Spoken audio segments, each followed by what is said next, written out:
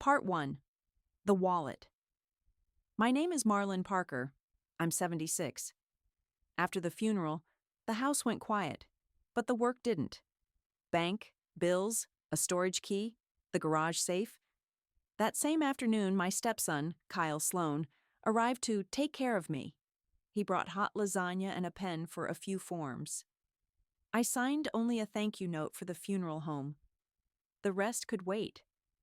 At dawn, I found the living room unlocked. Kyle was asleep in the recliner, TV blue on his face. His wallet had slid onto the rug. I picked it up. Habit more than curiosity.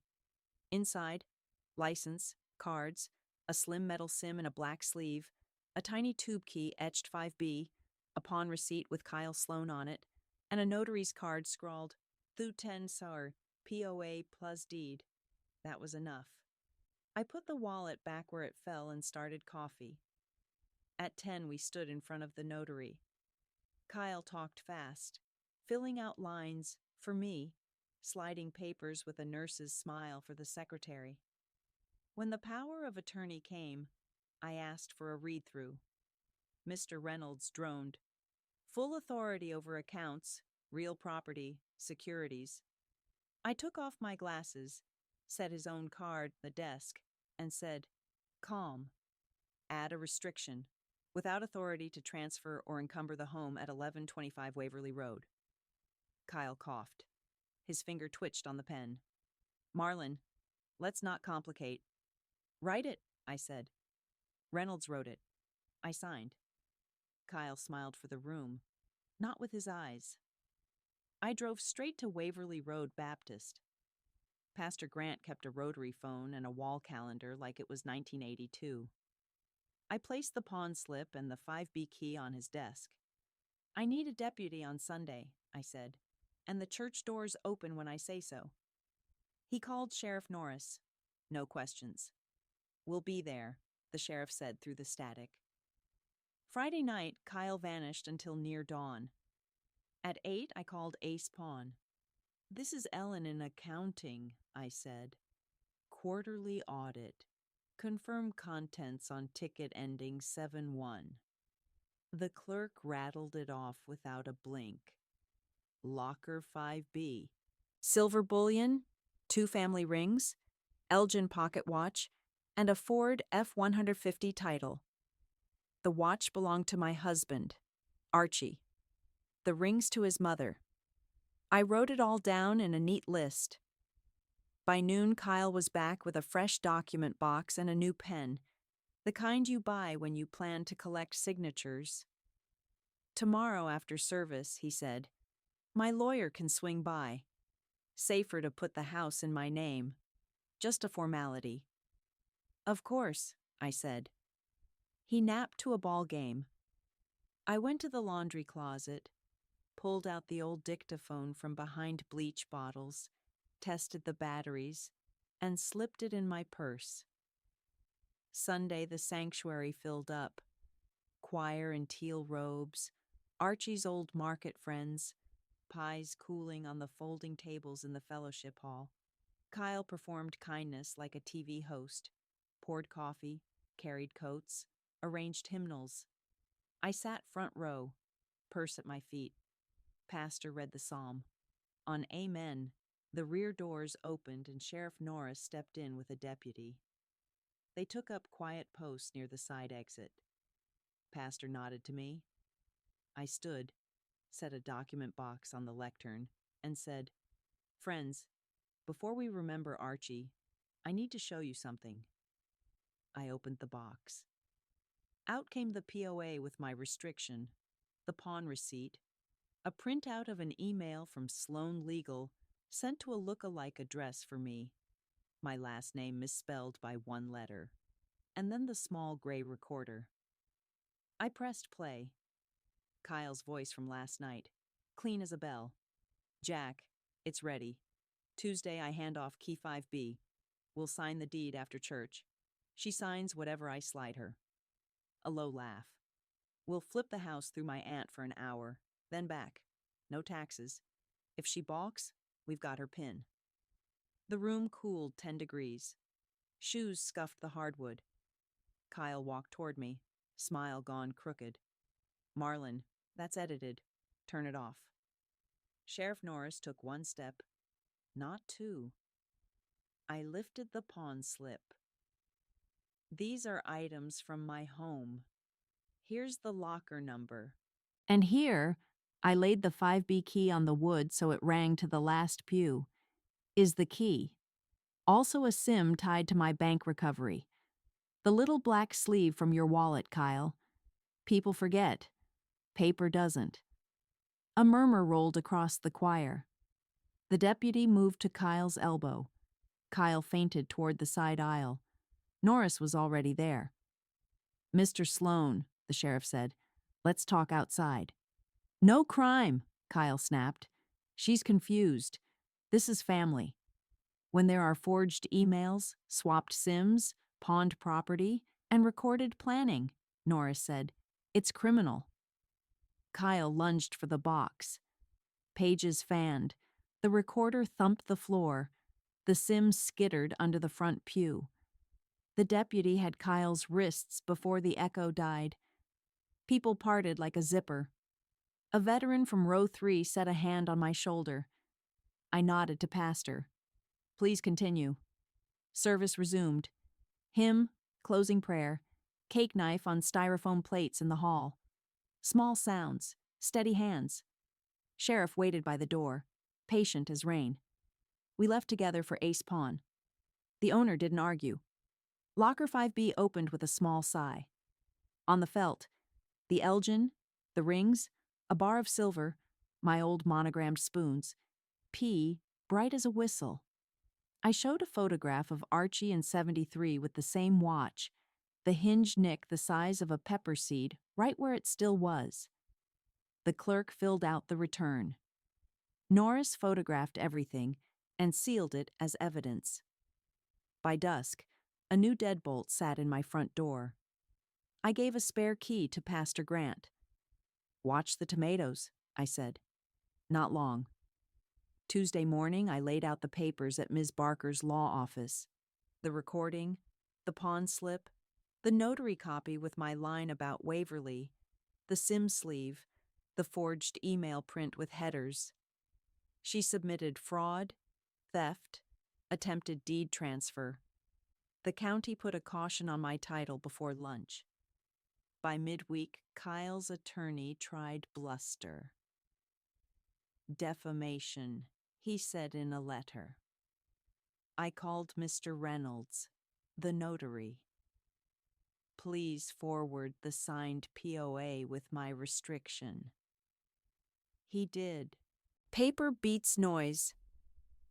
Thursday, I sat across from Sheriff Norris for a formal statement.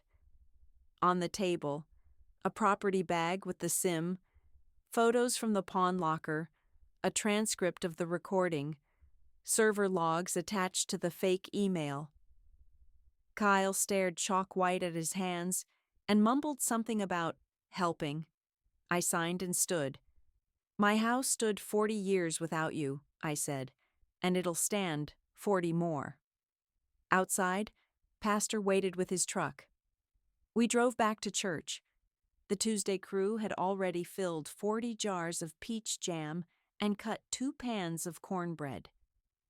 I put the Elgin in the living room drawer beside Archie's picture frame, then rolled up my sleeves in the kitchen. You want the lesson neat? When someone reaches for your house, don't clatter a spoon. Hit the scheme. With paper, with a key stamped 5B, with a recorder, a sheriff, and witnesses. And do it where whispers die, under lights, in public, on the record, to be continued. Part 2. The Trap. On Monday, I didn't rest. Paper first, people second. Ms. Barker filed the fraud report. I asked for copies stamped with time and case number, then walked them straight to the county recorder. The clerk slid a form under the glass.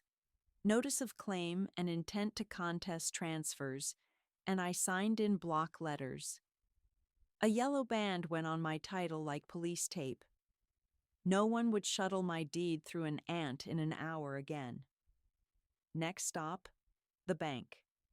I killed text recovery, set in branch only resets, added a passphrase no one could guess, my first dog's vet's last name, and locked my debit card to chip and pin. The manager offered sympathy. I asked for logs instead. They printed 2 pages. 3 failed password attempts Saturday night. Time stamped between the ball game and Kyle's good night. I phoned Mr. Reynolds, the notary. Who referred Kyle? I asked. A man named Jack Renter. Said he was a family advisor. Number? He read it off without a fuss. Jack picked up on the second ring, voice like gravel in a paper cup. I didn't give my name. Your client wants to move Waverly Road this week. We need a pre-sign packet. Tuesday, 6 p.m., Dixon's Diner. Corner booth. Bring the ant.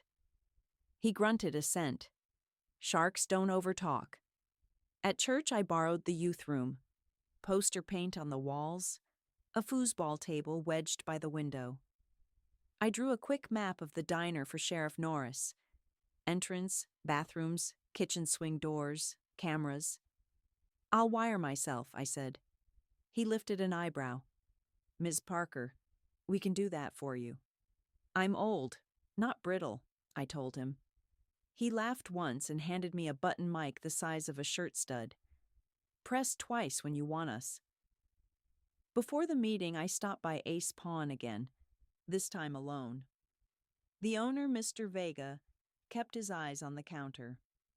Those rings were taken as collateral, he said, like I hadn't seen them with my own eyes. I'm not here to argue, I said. I'm here to ask for the security footage from Friday night. He stiffened. I set a tidy legal request on the glass. Barker's letterhead did the heavy lifting. He copied the drive. Dixon smelled like coffee that had boiled since Reagan. I picked the corner booth and ordered a tuna melt I had no plans to eat. At 6:10, Jack arrived in a jacket 2 sizes too ambitious, trailed by a woman with a stiff smile and a salon blowout. My aunt, Deborah, Kyle had promised on the recording. This Deborah looked like rental family. Jack slid a manila envelope across the table. Simple trust conveyance, he said. You'll initial here, here, and here. Deborah holds title for a day, cleans up a minor encumbrance, then places it in a living trust where you remain the beneficiary. Fireproof. I took out my cheaters, let them dangle. Who's the trustee? Deborah for now, he said. He glanced at the kitchen. He was timing something, maybe a lookout. I opened the envelope. Inside, quitclaim deed from Marlon Parker to Deborah Renter. Then a trust document naming, of course, Renter Family Revocable Trust. Not a word about me as beneficiary. Sloppy greed. I clicked the pen, not signing, just making a sound. Why not use Kyle? I asked. He's family. Jack smiled like a short knife. Family brings baggage, audits, ex-wives. Deborah said nothing. Her eyes kept catching on the front door, then on my purse. The button mic warmed against my collarbone. I pressed it once accidentally, then twice on purpose. Tell me about the encumbrance, I said. What are you cleaning up for a day? Jack spread his fingers. Clerical thing at the recorder's office. We do it all the time. I laid Ms. Barker's stamped claim on the table between the water rings. Yellow band at the top. Jack's jaw set. Deborah blinked like a lizard. Clerical thing, I said. Already cleaned. The bell over the diner door jangled. Norris and his deputy came in without hurry, like farmers in from rain. The deputy took a stool at the counter. Norris walked past our booth, paused, and pointed at Jack's envelope. Evening, folks. Documents? Jack tried for charm. Private consultation, Sheriff. Then consult with a license, Norris said, and turned to Deborah. And you are? She swallowed. Deborah, renter. Related to Mr. Renter how? By marriage, she said. Whose? Silence. I drew the SIM sleeve from my purse and set it next to the deed. This was in Kyle's wallet, I said. You plan to recover my bank credentials and move funds once the house moved. Pawned goods were a test run. Jack's left eyelid twitched. You can't prove that SIM is his. Security camera from Ace Pawn shows Kyle handing your runner the locker key the night before church, I said. I wasn't sure the angle caught the handoff, but Jack didn't know what I didn't know. And the recorder catches you by name. Norris lifted the envelope, flipped through. Your trust instrument lacks a notary and misstates the parcel ID, he said. That's not a clerical error. That's a scheme. Jack reached for the paper. Norris didn't stop him. He let him touch it, then set a flat palm on the stack. Hands off, he said. His voice filled the chrome and tile like a bass note. The deputy left his stool and drifted closer. Deborah cracked first. I just lend my name, she whispered. He said it was a wash. One day, then back. Jack hissed. Shut up. I looked at Deborah. Go home, I said. Stop renting your signature to men who can't use their own. Norris gathered the envelope, my stamped claim, the SIM sleeve in a fresh bag. Mr. Renter, we'll need you downtown. Jack tried a smile that missed his eyes entirely. Am I under arrest? Not yet, Norris said. But I don't let fires smolder in diners. They left. The bell jingled again, softer this time. The waitress refilled my coffee without asking. On the house, she said. My mother lost her place to a paper trick once. I paid for the tuna melt anyway, and took a picture of the booth, the salt shaker, the spot where Jack's elbow had polished the formica. Memory likes props. Back home, I moved faster. I photographed every heirloom and taped the pictures inside the cabinet doors. I listed serial numbers for the mower and the generator. I put a fresh battery in the garage door keypad and wiped it clean. I labeled a bright red folder, if I'm in hospital, and slid inside it a sheet of instructions. Call Ms. Barker, call Pastor Grant, call the bank manager. Do not sign anything at the door. Tuesday night, the phone rang once, twice, then stopped. Caller ID said private. I let it be. Wednesday morning, a new letter arrived from Kyle's lawyer, now very polite. He wanted a meeting to resolve matters. I sent back a single line through Ms. Barker. All communications through counsel. Discovery preferred. The trap had sprung, but I wasn't done. Men like Jack and Kyle don't stop. They pivot. So I pivoted first. I booked an appointment with a security company to install cameras and window contacts. I ordered a safe deposit box and moved the Elgin and the rings out of the house. I changed the bulbs on the porch to motion sensors so every raccoon and nephew would shine like noon. I sat at the kitchen table, drew a new map. County offices, bank, church, pawn, diner, and one more circle I hadn't drawn before. Kyle's office. If he had one, it would have a printer, a shredder, and a trash can, loud with yesterday's plans. I sharpened a pencil and underlined the last circle. Round 2 wouldn't happen at a lectern or a booth. It would happen where his confidence lived, behind his own door. Part 3. The office. I don't knock on doors I can map first. Thursday morning, I parked across from Kyle's building. 2 floors of glass. A vinyl banner that said, Sloan Financial Solutions. Font big enough to hide a lie. I watched 10 minutes. A courier, a woman with a laptop, a janitor rolling a bin to the alley. No security guard, just a camera at the awning and a buzzer that whined like a mosquito. I carried a clipboard and a cheap orange vest I'd bought at the hardware store. I stuck a round sticker on the vest. Inspection. Nobody reads the small print. At the door, I pressed the buzzer and kept my eyes on the lens. Building energy survey, I said. 15 minutes, free of charge, lowers your bill. The receptionist glanced at the vest, at the clipboard, and hit the latch. Make it quick. Mr. Sloane's on calls. Quick is all I do, I said, already moving. Kyle's lobby smelled like burned toner.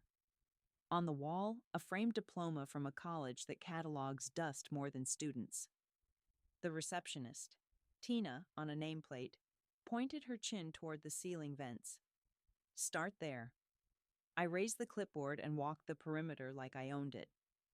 Vents first, then the copy room, then the corridor of 3 doors. On a corkboard, a printed schedule.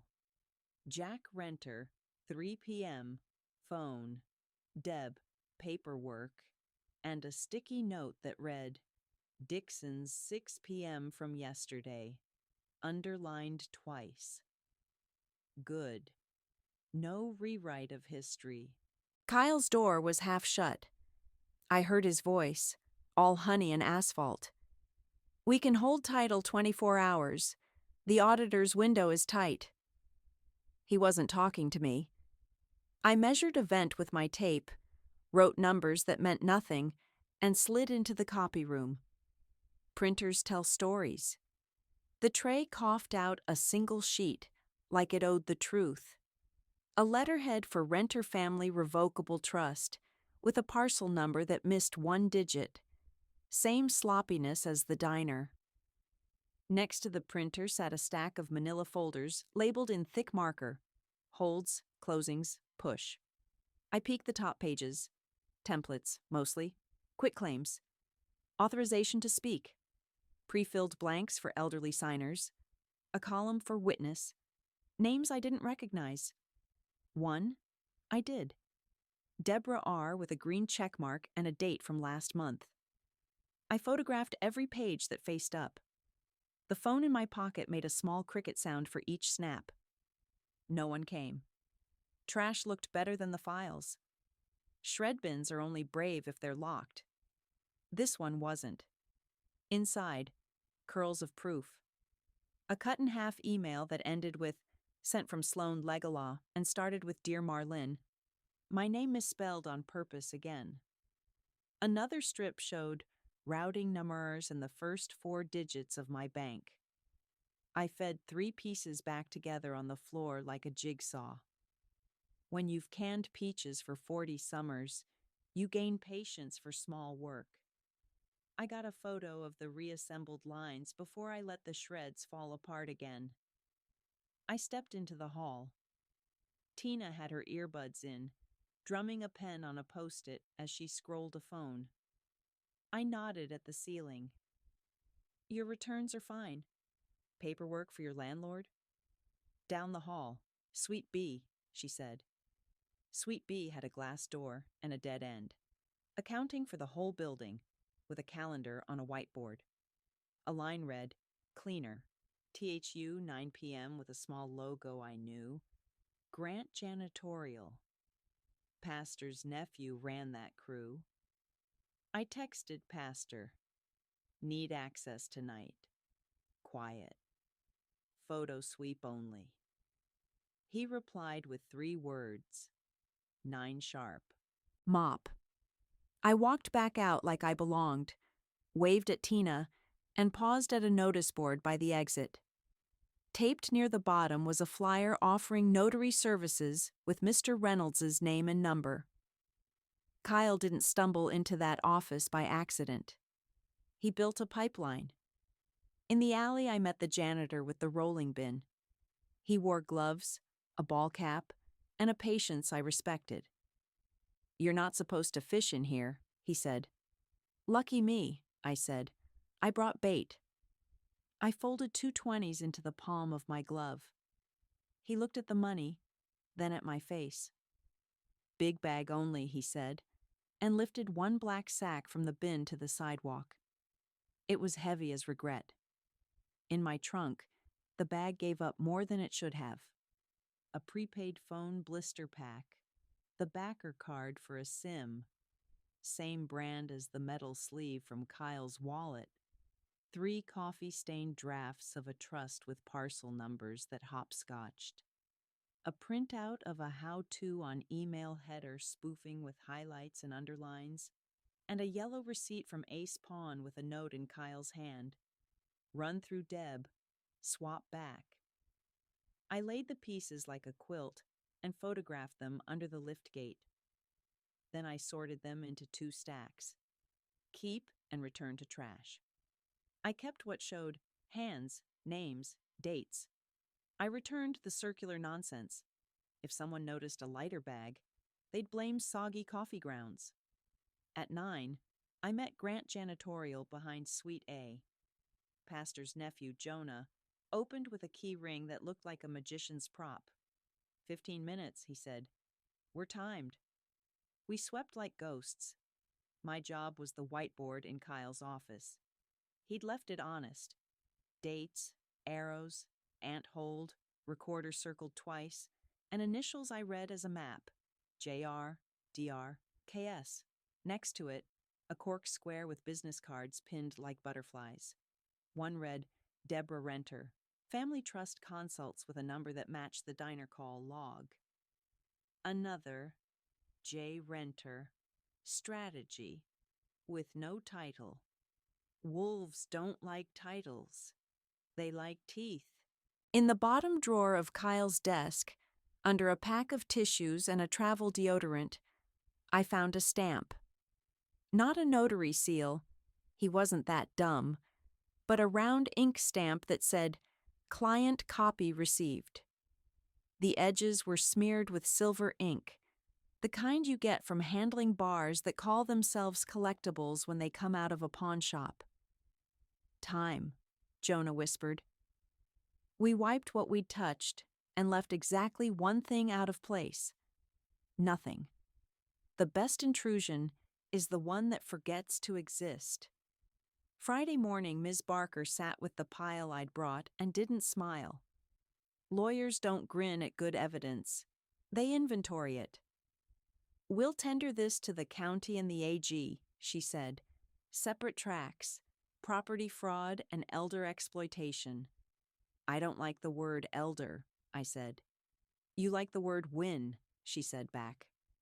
Sheriff Norris called on my way home. Your office tour stirred dust, he said. Tina called in sick. Jack is unavailable. Kyle moved money between 2 LLCs at 9:05. We have filings. Sloppy ones. Good, I said. Sloppy cuts quicker. I wasn't finished. Men like Kyle keep one more box, one more cash, one more idea they trust more than law. The emergency plan. If I spooked his office, he'd reach for his bolt hole. A storage unit, probably. He was too proud to hide anything at a friend's house, and too cheap for a lawyer's vault. I pulled the pawn receipt, traced the business name at the bottom. A mini storage outfit shared the strip with Ace Pawn, Hearth and Lock Storage. The key etched 5B had sisters. Storage rows run on habit, 1s and 5s at the ends for easy memory. If Kyle leased there, he'd pick something he could say fast on a noisy call. I drove by at lunch. The lot was quiet, the manager on break, the rows like a library of metal doors. On the fence, a sign warned about cameras. Good. Cameras catch cars. I let mine be seen. Then I went home, sharpened another pencil, and drew a map for Part 4. The office had given me names and methods. The storage would give me past and future, boxes labeled tax, GMA, docs. If I was wrong, I would waste an afternoon. If I was right, I would stop a man before his next aunt learned to spell quitclaim. I set the Elgin on my wrist. It ticked steady. I packed gloves, a flashlight, and a spare vest that said, "Maintenance this time." 5B wasn't just a locker. It was a pattern.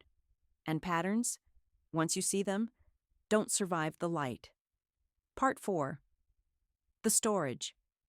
Hearth and Lock looked like a row of tin coffins sunning behind a pawn shop. At noon, the manager's booth sat empty except for a fan and a stale donut. I wore the maintenance vest and carried a clipboard that made strangers helpful. The gate camera winked red. I let it film the plate on my sedan and the side of my face. I wanted a record of me not stealing anything. Sheriff Norris met me 2 blocks away in a church van, pastor's idea of undercover. I handed over the photos from Kyle's office, the trash bag evidence, the diner envelope. "You've got enough for a warrant?" I asked. "Enough to ask a judge with a straight face," he said. He called the DA, then the judge. Paper moved faster when you put it in the right hands. By 2:30, he had a signed order to search any storage unit rented or accessed by Kyle Sloan, Renter Family Trust, or Deborah Renter at Hearth and Lock. Back at the lot, the manager had returned, chewing the same donut. Norris went first. Badge, warrant, 3 sentences. The man swallowed hard and opened a drawer. "We've got 3 units in those names," he said, tapping a ledger. 2A, 5B, and 9C. 5B's active. 2 visits this week. There it was again.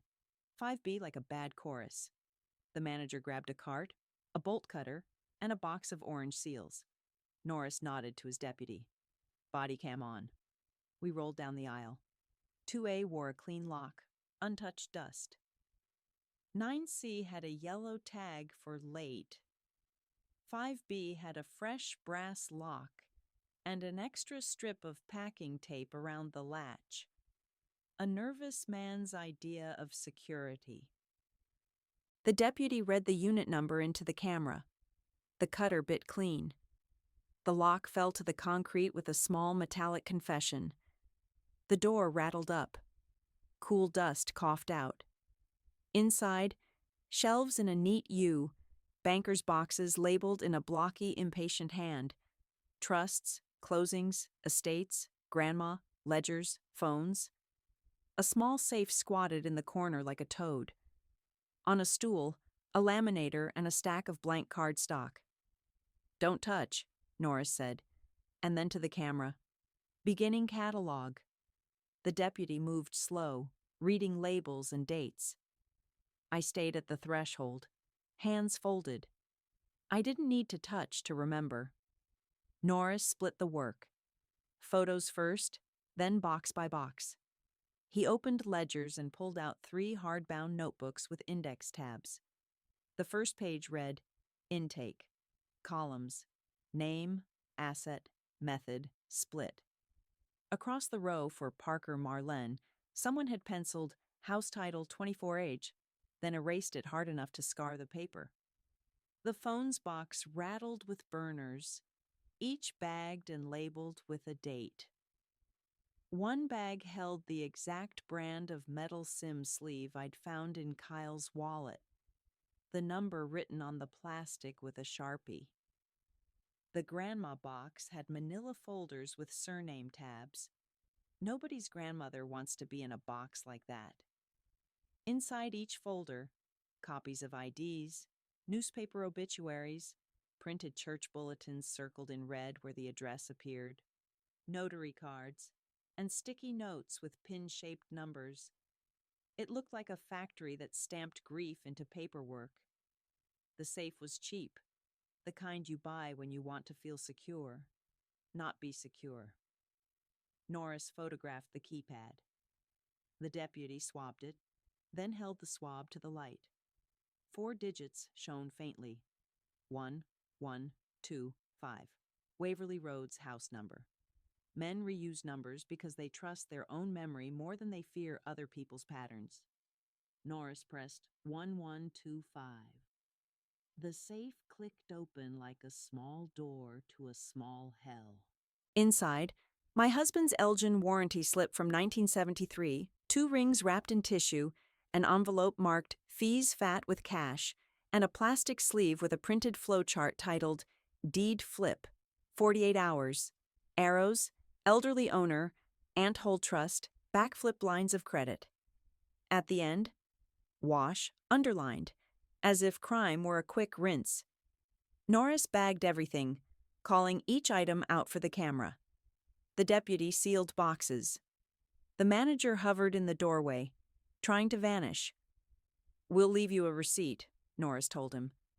The aisle light swung once in a passing breeze. A truck had pulled up to the gate.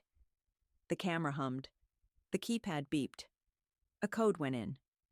The gate stuttered, then slid open. A silver F-150 rolled in. Older model, loud exhaust. The black mirror caps my husband used to curse on the highway. The driver slowed when he saw the cruiser at 5B. He didn't stop. He threw the truck in reverse, hard. Tires chirped. He aimed for the exit. The deputy stepped 1 pace into the lane, palm raised. The truck fishtailed, hesitated, then shot forward like a bad decision. Norris didn't move. He didn't need to. The gate hadn't finished opening. The driver forgot machines are slower than nerves. The bumper kissed the wrought iron with a noise that sounded like a lie's snapping. The truck stalled. The driver swore. Kyle climbed out fast, eyes hot, chest heaving like he'd run from a fire he lit himself. "Afternoon, Mr. Sloan," Norris said. "This is illegal," Kyle blurted. "You can't. This is my property." Norris held up the warrant. "Your units. Our search." He nodded to the body cam. "Everything recorded." Kyle looked past him into 5B, saw the open boxes, the safe, the bags. His face crumpled in microseconds, and then went stiff, as if he tried on 3 alibis and none fit. "I was just checking for a leak," he said. "Your leak's in the ledger," I said from the threshold. "Under split." He finally saw me. "You did this," he said. Not a question. A confession with a poor choice of subject. Norris read out rights with the patience of a librarian. The deputy cuffed Kyle without drama. No shouting, no wrestling, just 2 clicks and a hand on a door frame to steady him while he breathed as if the air had gone thin. Deborah arrived 10 minutes later in a beige sedan that matched her nerve. She pulled halfway down the aisle, saw the cuffs, and froze with both hands on the wheel. The deputy waved her forward. She rolled to a stop and let her forehead touch the horn for a second. The small, sad beep felt like a prayer for work that paid in cash and ended in court. "Ma'am," Norris said, "we'll have questions for you after Mr. Sloan." She nodded at the laminate machine, at the boxes labeled trusts, and then at me. I didn't nod back. I was busy counting. Phones, ledgers, fake consultations, notarized sheets without witnesses. Open and shut isn't a phrase I use. But open safe, shut gate came pretty close. We finished the catalog. Norris signed the receipt for seized property. The manager signed like a man who would never again leave a donut on a desk. We sealed 5B with an evidence strap and closed the door. The new lock looked very official and very final. At the station, Ms. Barker met us with a rolling suitcase for the files. She spoke to Norris in exact nouns and short verbs. Chain, photocopy, inventory, return. Kyle sat behind glass, his lawyer whispering at him with the energy of a salesman who knows the customer has no credit. "Barker," he said when she passed, "this is harassment." She didn't stop. "This is discovery," she said. By evening, The county AG had a scan of the deed flip flowchart, the ledgers, the safe contents, and stills from the body cam. Pastor texted, "We're praying, and the fellowship hall has ham if you want a plate." I texted back a thumbs up and a picture of the evidence tags like they were jars of jam cooling in a row. At home, I locked the front door, then unlocked it, then locked it again. Habit, not fear.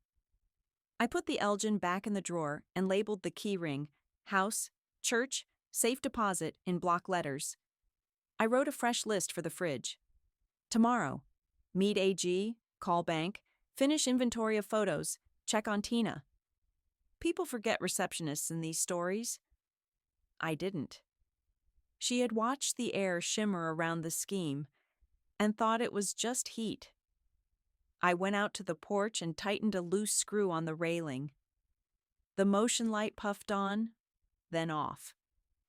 Down the block, a dog barked at nothing, and then at everything. I breathed. Not relief, calibration. This wasn't over. Jack liked angles. He'd find a new one or try to disappear through an old one. But now the paper trail had a spine. 5B had given us names, times, and the map they'd drawn themselves. Men like that don't believe in light. They believe in doors. I had learned all their hinges, and tomorrow I would pull the next one. Part 5. The title. By morning, the case had bones. Now I needed muscle. Paper freezes faster than men run, so I started with orders, not speeches. At the courthouse, Ms. Barker filed a temporary restraining order that barred transfers, liens, or encumbrances of any kind on my parcel, plus any account activity tied to those trust names. The judge signed it before coffee cooled. We walked it to the recorder and stapled a certified copy to my title like armor. Then we sent the order to every title office within 50 miles. If Jack tried a side-county trick, he'd hit the fence. I phoned the bank manager. "Expect a call from a family advisor asking for a balance check," I said. "Tell him a court order says no." She laughed once and flagged my profile so high it blinked. Next, Tina. Receptionists see the whole orchestra. I found her on a park bench near the office. Jacket zipped up to her chin, though the air was warm. "You called in sick," I said. "I don't want to be there when it blows," she said. "It already blew," I said, and handed her a copy of the AG's case number. "If anyone leans on you, call this, then me." She pulled a thumb drive from her pocket. "I copied emails off the shared machine," she whispered. "He's not careful. Folder called Ant. There's also a spreadsheet. Names, dates, church bulletins. Yours is on page 3. Keep a copy for yourself," I said. "People who help get forgotten. Not today." At church, I borrowed the youth room again. 2 deacons printed the emails. Pastor brewed coffee strong enough to stand a spoon. I called Jonah to bring his laptop. He knows headers.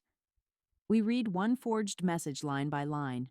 Return path, SPF, Damark fail. The trace pointed at a $12 hosting plan and a single IP in a strip mall. Jonah marked it with a red circle. "If AG wants a pretty chart, I can pretty it," he said. "Do it," I said. After lunch, Ms. Barker's paralegal called. "Heads up, Title Shore in Hollow Creek just pinged the system. Someone tried to open a file on 1125 Waverly." "Which name?" I asked. "Ant," she said. "Deborah Renter. Appointment at 2:30. Hollow Creek sat 20 minutes away on a road that ran past shuttered feed stores and a bait shop that never closed. The Title Shore office had patriotic bunting left over from a parade and a copier that squealed when it woke.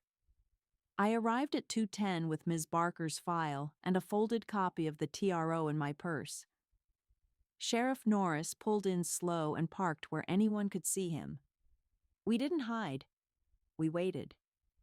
At 2:27, Deborah walked in with a tote bag and the look of someone who has done one thing too many times to feel it anymore. Behind her came a man I'd never met. Close shave, careful suit, eyes that inventoried every exit. He introduced himself to the receptionist as Mr. Hale, not Jack, not Kyle. Another spoke. The closer you get to court, the more new names appear. I let him talk. We're placing a property into a family trust, he said, warm as a toaster. Quick close. The closing clerk asked for ID, vesting parcel number. Deborah slid a quitclaim across the counter like a coaster. The clerk typed. The system chimed. A yellow flag pulsed on her screen. She frowned, clicked, frowned deeper. I'm sorry, she said. There's a court order on this parcel. We can't open. Mr. Hale smiled at the flag like it was a smudge. We have counsel. This is a clerical matter. He tapped the counter with one finger in an even beat. You can override. No, I said. I set the certified TRO on the desk. She cannot. Deborah turned, startled. Mr. Hale didn't startle. He met my eyes, measured, then adjusted his tie. And you are? The owner, I said. The beneficiary, trustee, and the person who learns fast. He looked past me to the door. Norris leaned on the frame like a man waiting for pie to cool.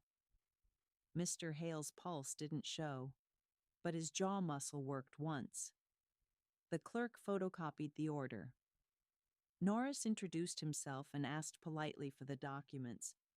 For attachment. Mr. Hale kept his smile and separated the stack, picking 2 sheets back out. Attorney work product, he said. Discovery will love it, Norris said. He didn't reach. He just waited. People hand things over to stillness more than to force. Mr. Hale laid the pages down without blinking. I scanned the top line. New trust, new LLC, same playbook. A living trust that lived for 24 hours, then a refinance. Hale's letterhead named a firm 2 counties away and a bar number that would be easy to check. I took a photo with my phone and sent it to Ms. Barker. She answered in one word. Filed. Deborah finally spoke. I thought we were helping, she said to the room, but mostly to herself. You were renting your name, I said. You can stop renting it today. Mr. Hale leaned in, dropped the warmth. Ms. Parker, you've made this personal. You should consider your stress level at your age. My stress level is court-stamped, I said, and your script is dull. He adjusted his cuffs. You'll hear from counsel. I already am, I said. Outside, his tires chirped, leaving the lot. Norris watched his taillights turn toward the highway. He's not local, he said, but he leaves footprints. We'll sweep them, I said. He'll try a lien next. Before dinner, the lien arrived. A UCC-1 popped up in the state system claiming a security interest in all household goods and fixtures of 1125 Waverly, filed by an LLC fresh as paint. Ms. Barker called the Secretary of State's desk, then sent a formal challenge with a TRO attached. By 8 p.m., the filing was frozen pending review. One more door slammed. I wasn't only blocking, I was collecting.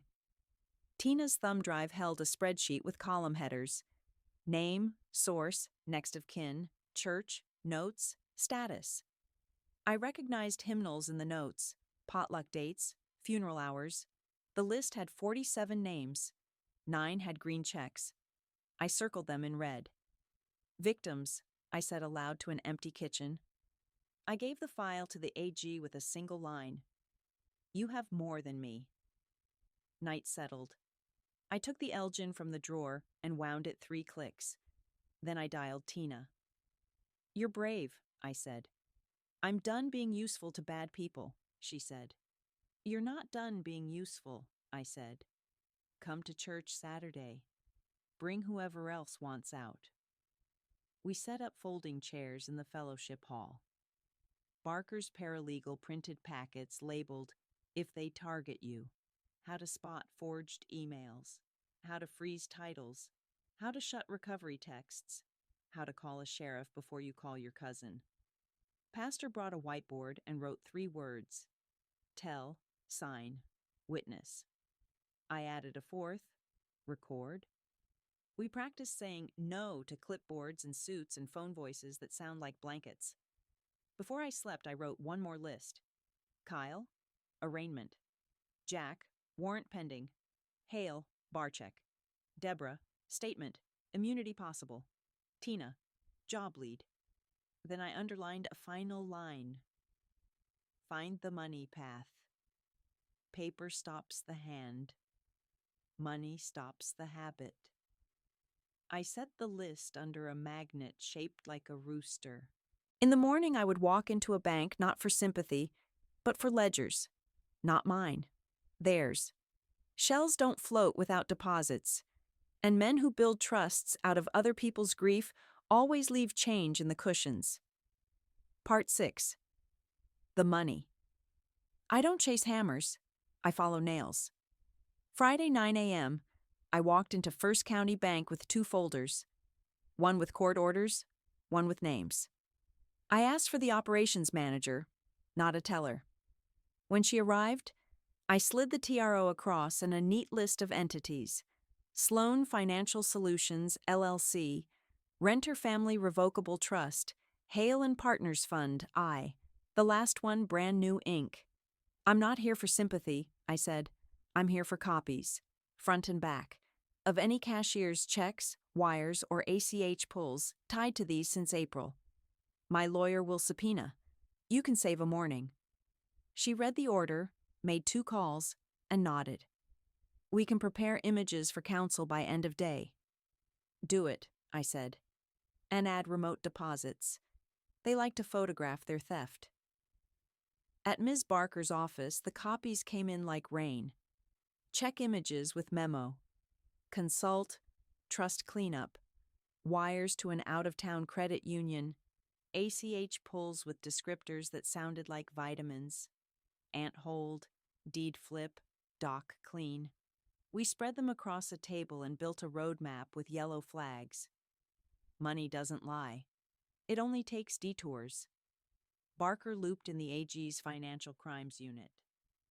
A young analyst named Cooper showed up with a laptop and a calm I appreciated. He drew boxes on the screen: Kyle LLC Renter Trust Hale Fund debit loads, and then circled a hop to Magnolia Credit Union. "They use prepaid business cards to cash out," he said. "Load in town, withdraw 2 counties over." "Can you freeze it?" I asked.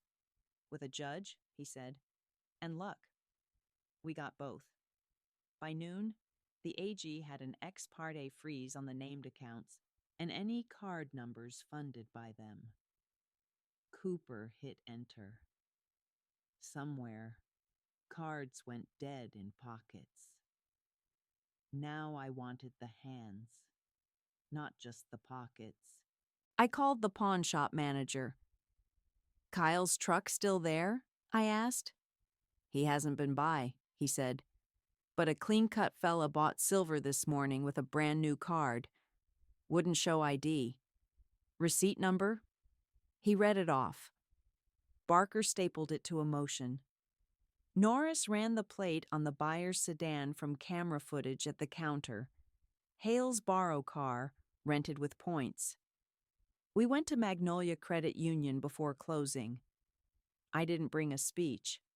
I brought copies: the freeze, the receipt, the flow chart from the safe. The branch supervisor tightened her ponytail the way women do when they mean business and pulled the day's ATM reconciliation. "There," she said, tapping. 2 declined withdrawals, 15 minutes apart. Same card. Same funder. Attempts in Hollow Creek and Oak Bend. Coordinates? Cooper said. She rattled them off. He plotted dots. Hale had driven a triangle, testing the fence. Norris looked at me. Bait? He asked. Hook, I said. We said it at Dixon's again, because men who improvise still repeat. Cooper pushed a small test load, lawful, marked, onto a controlled card number the AG owned. We let the pattern leak. One accounting email to Hale's host saying a cleanup payment would post by 6. Then we waited with a coffee that could melt a spoon. At 6:08, a man in a careful suit sat 2 booths behind me and opened a laptop. The waitress knew him now. She refilled my cup and nobody else's. At 6:12, his phone buzzed. He smiled into the screen the way men smile at a door code. He stood, left a 20 on the table he hadn't used, and walked out without the laptop. A decoy. Outside, a kid in a hoodie, 20 at most, took instructions at the curb and jogged toward the ATM down the block.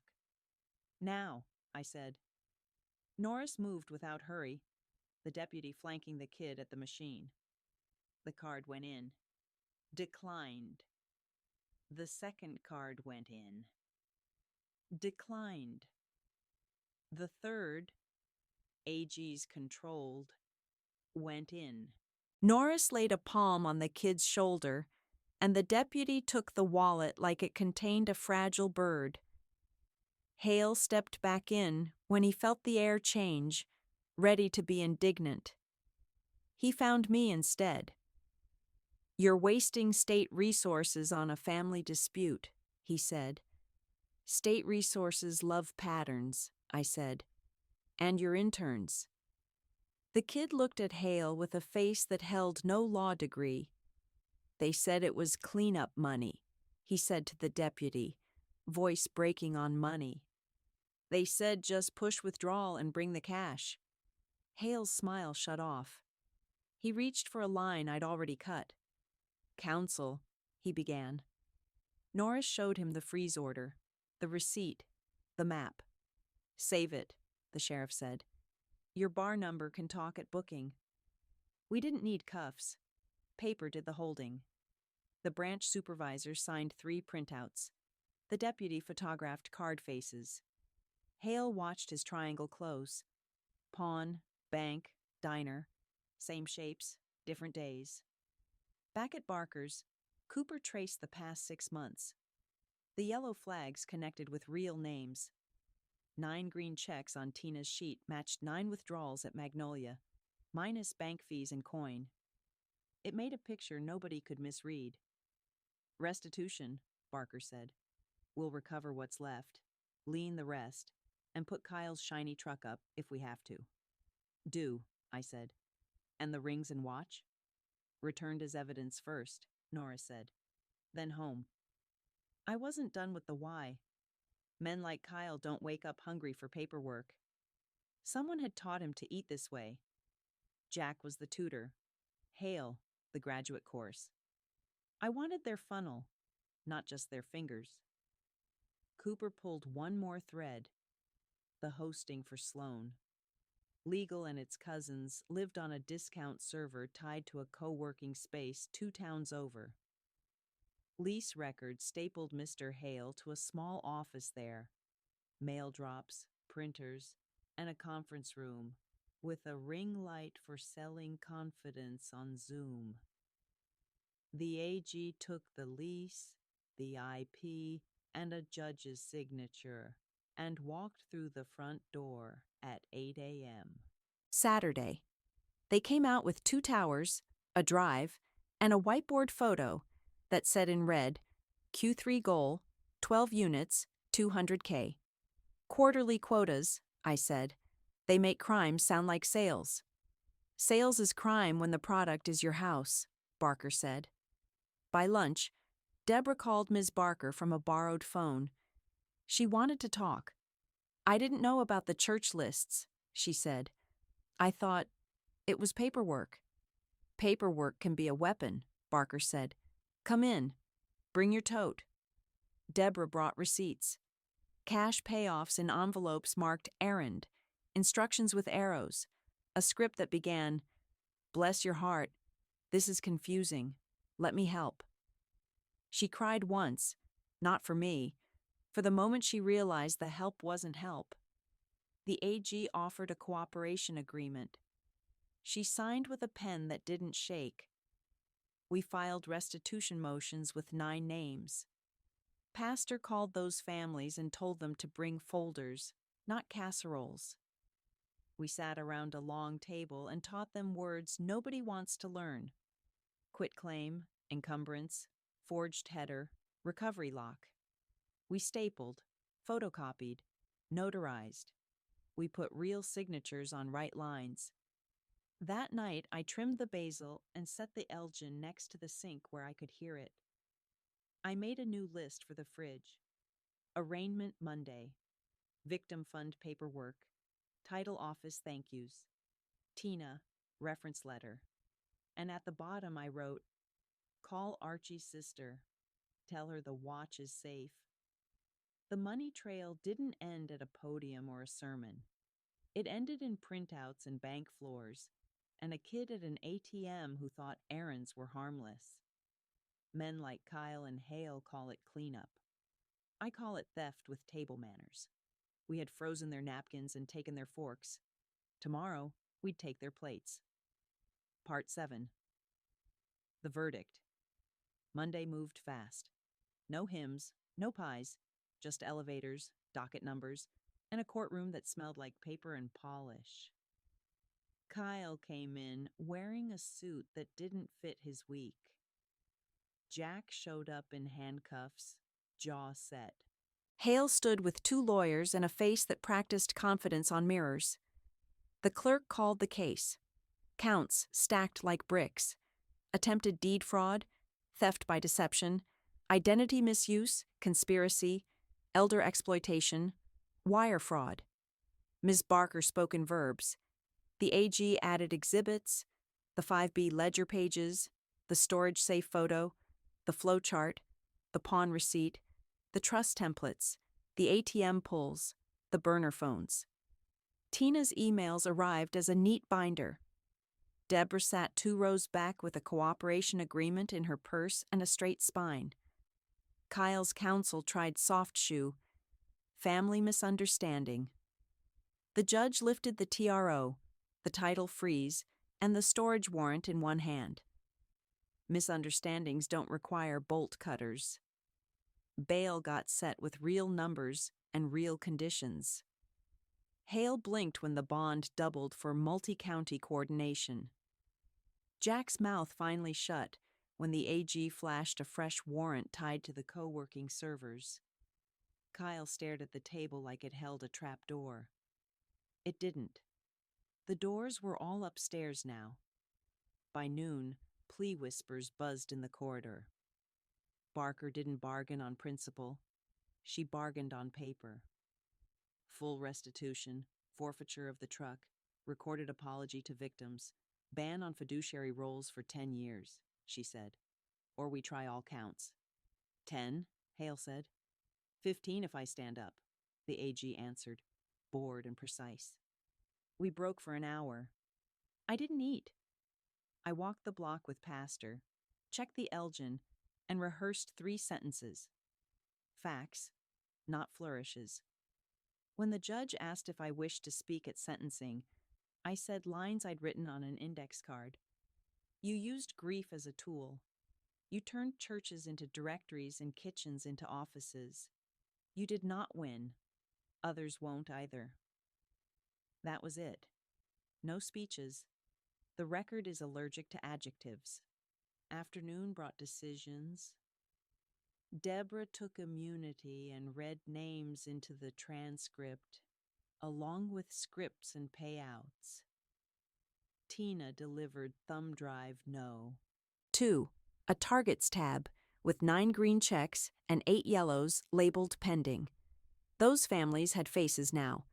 The AG's victim unit contacted each, secured titles, and froze liens. Kyle folded first.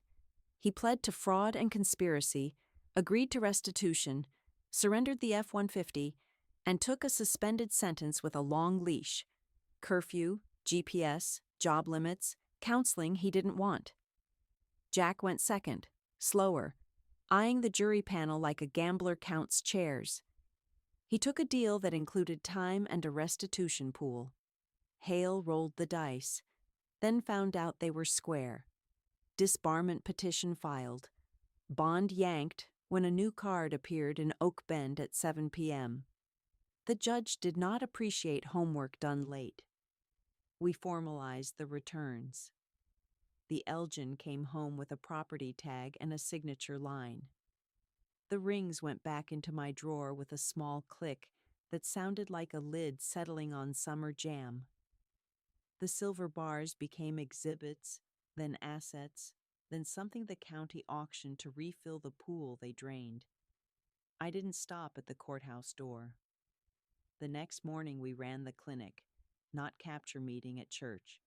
Long tables, 20 chairs, bad coffee, good ink.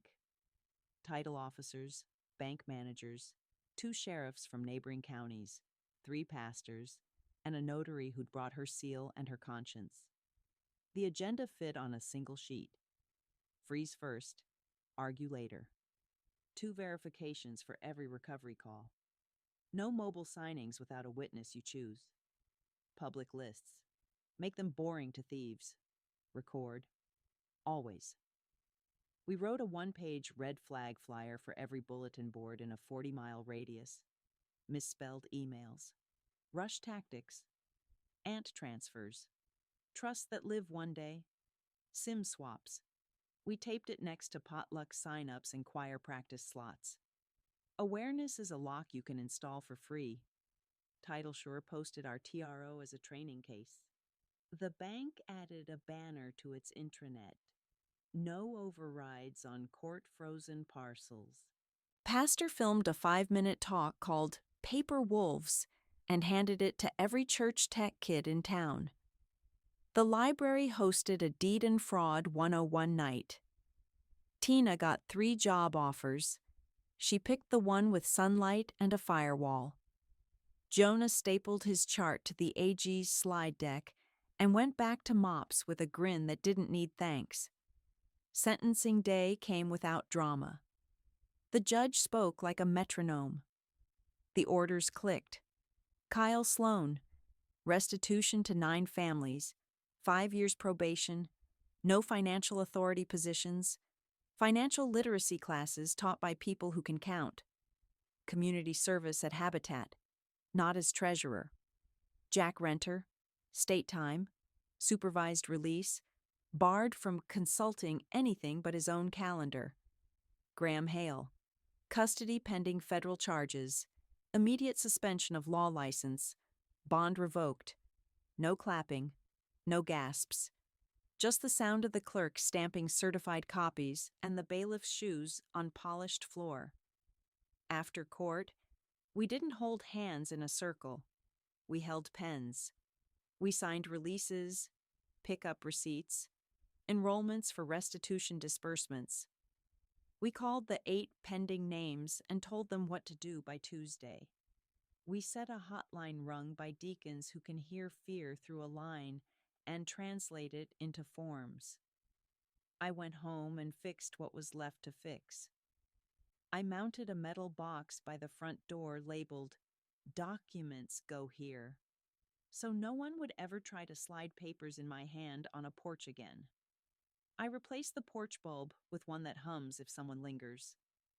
I typed a 1-page, "If I'm in hospital," and taped it inside the pantry. Call Barker. Call pastor. Call bank. Refuse signatures. Verify in person. The house was quiet again, but it wasn't the silence from the first week. It was working silence, the kind you get from a machine you serviced yourself. Friday night, the fellowship hall served ham again. No speeches. People ate, signed, learned a word, forgot another, and left with checklists. I took home 2 slices of pound cake and the kind of fatigue that sleeps. I set the Elgin on the mantel and wound it 2 clicks.